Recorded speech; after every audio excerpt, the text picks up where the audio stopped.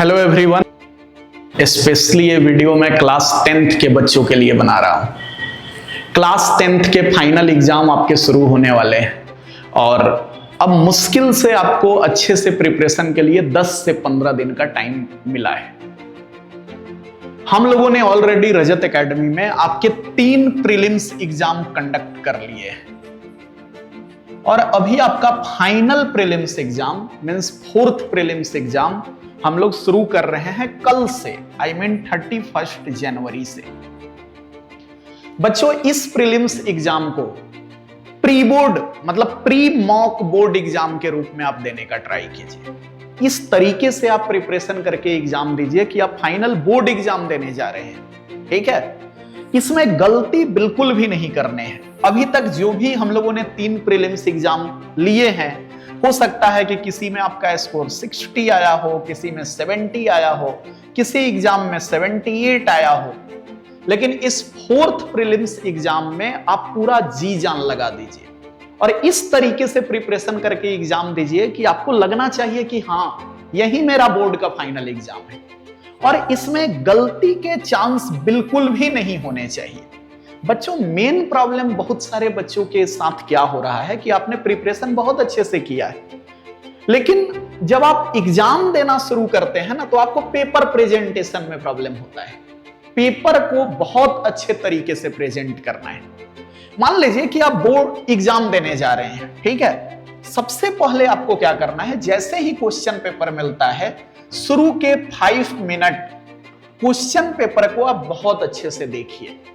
ठीक है, उसमें बिल्कुल कुछ क्वेश्चन बहुत इजी होंगे, कुछ ऐसे क्वेश्चन होंगे जो मॉडरेट लेवल के क्वेश्चन होंगे, कुछ क्वेश्चन आपको टफ लग सकते हैं, लेकिन इससे आपको पैनिक नहीं होना है।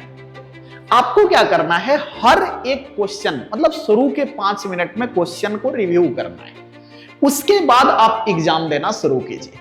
बहुत बच्चे गलती क्या करते हैं कि आपके क्वेश्चन पेपर में सेक्शन ए है, section B C D E होते हैं। ठीक है, बहुत बच्चे सेक्शन ई को सबसे पहले सॉल्व करते हैं। ऐसी गलती बिल्कुल भी नहीं करने का। आपको सबसे पहले सेक्शन ए को सॉल्व करना है, फिर सेक्शन बी को सॉल्व करना है, फिर सेक्शन सी को सॉल्व करना है, फिर डी को सॉल्व करना है, फिर ई को सॉल्व करना है। आप सेक्शन को ऊपर नीचे करके मत सॉल्व कीजिए। मैं क्यों बोल रहा हूं मत सॉल्व कीजिए, क्योंकि इससे क्या होता है ना कि जो पेपर आपका चेक हो रहा है बोर्ड एग्जाम में, जो भी फैकल्टी आपके पेपर चेक करेंगे, उनको बार बार क्वेश्चन पेपर को पलटने की जरूरत पड़ेगी। मान लीजिए कि सेक्शन ए के कोई क्वेश्चन आपको नहीं आ रहे हैं। सेक्शन ए में मान लीजिए कि 20 क्वेश्चन है, उसमें 2-4 क्वेश्चन आप सॉल्व नहीं कर पा रहे हैं, कोई बात नहीं है।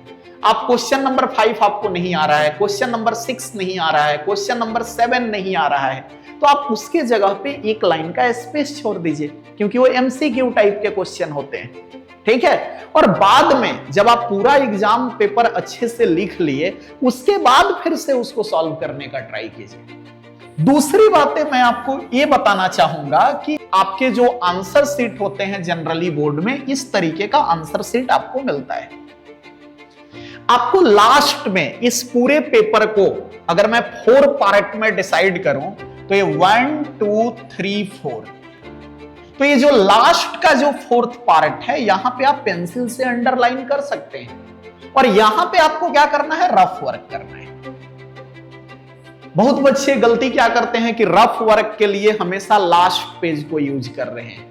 उसमें आपको बार बार टाइम में भी प्रॉब्लम होता है, आपको काफी सारे कंफ्यूजन भी होते हैं। अरे, जो क्वेश्चन आप सॉल्व कर रहे हैं उसका रफ वर्क उसके बगल में कीजिए, ताकि आप तुरंत उसको क्रॉस चेक कर सकते हैं। तो रफ वर्क के लिए आप साइड में बिल्कुल अच्छे तरीके से रफ वर्क कर सकते हैं। ऐसा भी नहीं है कि सर रफ वर्क करने के बाद क्या हमको उसको कट कर देना है, क्या नहीं, आपने ऊपर मेंशन कर दिया है कि आपको रफ वर्क कर रहे हैं, तो उसमें आपको कट करने की बिल्कुल भी जरूरत नहीं है। ठीक है, दूसरी बात है बच्चों, आपका पेपर का प्रेजेंटेशन बहुत अच्छे से होना चाहिए। किसी भी क्वेश्चन में अगर डायग्राम की जरूरत है, आप डायग्राम बनाइए, अच्छे से डायग्राम बनाइए, क्योंकि डायग्राम ये बताता है कि आपने कितने अच्छे से पढ़ाई की है। अगर किसी क्वेश्चन में डायग्राम की जरूरत है, आप डायग्राम बनाइए। और बहुत बच्चे गलती करते हैं कि वो पेन लेते हैं और पेन से कोई भी रैंडम डायग्राम बना लेते हैं। जैसे आप फिजिक्स का न्यूमेरिकल क्वेश्चन सॉल्व कर रहे हैं या फिजिक्स में आपको रे डायग्राम बनाना है, बच्चे पेन से ही रे डायग्राम बनाना शुरू कर देते हैं। ये बिल्कुल गलत आदत है। हमेशा डायग्राम के लिए आपको पेंसिल यूज करना है और काफी अच्छे से नेट एंड क्लीन डायग्राम बनाना है, ताकि लगना चाहिए आपके पेपर चेक करने वाले को कि हाँ, आपने बहुत अच्छे से पढ़ाई की है। रही बात प्रेजेंटेशन का, बहुत बार ऐसा देखा जाता है कि पेपर आप सॉल्व कर रहे हैं, आपने लिखा 2x + 4y = -3, फिर आप इसको कट कर देते हैं। फिर आपने इसी को लिखा 2x + 4y + 3 = 0, फिर आपको लगता है कि आपने शायद गलती कर दिया। तो ये बहुत ज्यादा कट पुट नहीं होना चाहिए आपके पेपर में। पूरे पेपर में अगर आपने इस तरीके से आपको इरेज करना है या आप इसको कट करने जा रहे हैं, मैक्सिमम 1 से 2 जगह पे होना चाहिए। अगर आप बहुत ज्यादा इस तरीके की एक्टिविटी अपने पेपर में करते हैं तो पेपर चेक करने वालों के सामने आपका इंप्रेशन खराब होता है और इस केस में आपको मार्क्स कम मिलने की चांसेस होते हैं।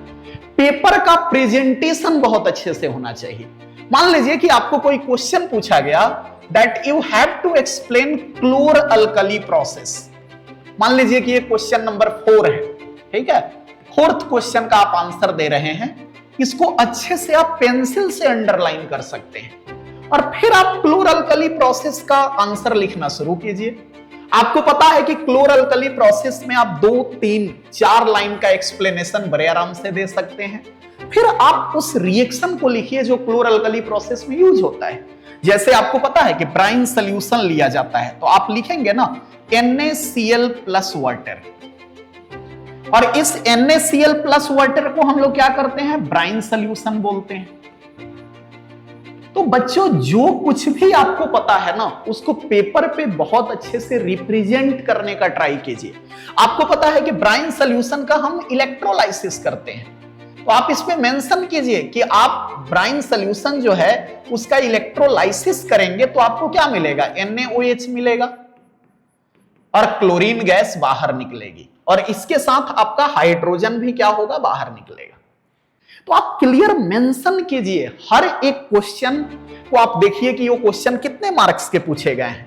अगर वो क्वेश्चन 3 मार्क्स के पूछे गए हैं, आपको कितने आंसर लिखने पे आपको खुद से लग रहा है कि टीचर आपको बड़े आराम से 3 आउट ऑफ 3 मार्क्स दे सकते हैं। और आपके दिमाग में हर एक सेकंड पे ये चलना चाहिए कि एक-एक मार्क्स बहुत ज्यादा इंपॉर्टेंट है। हर एक मार्क्स किस तरीके से आप गेन कर सकते हैं, उस पे आपको मेहनत करना है। पूरी जी जान लगा दीजिए। जो 3 घंटे आपका एग्जाम होगा ना, और उसमें जितने अच्छे से आप मेहनत करेंगे, जितने अच्छे से डायग्राम बनाएंगे, जितने अच्छे से पेपर को प्रेजेंट करेंगे, वही आपके मार्कशीट में आएगा। ऐसा नहीं होगा कि आपको आता बहुत कुछ है और आपने पेपर में अच्छे से नहीं लिखा, फिर आपको मार्क्स बिल्कुल भी नहीं मिलेंगे। बस मैं यही आपको बोलूंगा कि कल से जो प्रीलिम्स एग्जाम शुरू हो रहा है, ये आपका फाइनल प्रीलिम्स एग्जाम है। अब तक के प्रीलिम्स एग्जाम में आपने जितने भी गलतियां किया है, प्लीज उस गलती को आप इसमें रिपीट ना करें। पूरी जी जान लगा के पेपर देने का ट्राई कीजिए और देखिए आपको बहुत अच्छे मार्क्स आएंगे। बस पेपर प्रेजेंटेशन, डायग्राम बहुत अच्छे से होना चाहिए। रफ वर्क, आप हमेशा रफ वर्क उस जगह पे कीजिए जहां पे बार बार आपको पलटने की जरूरत नहीं पड़े। आप देख सके कि आपने जो रफ वर्क में जो कैलकुलेशन किया है, क्या वो कैलकुलेशन सही है। तो आज मैंने जस्ट आपको एक्सप्लेन करने के लिए वीडियो बनाया है कि कल से जो प्रीलिम्स एग्जाम हो रहे हैं, प्लीज उसको काफी अच्छे से देने का ट्राई कीजिए। और आपको जो भी डाउट है, आप आइए एकेडमी में और बात कीजिए।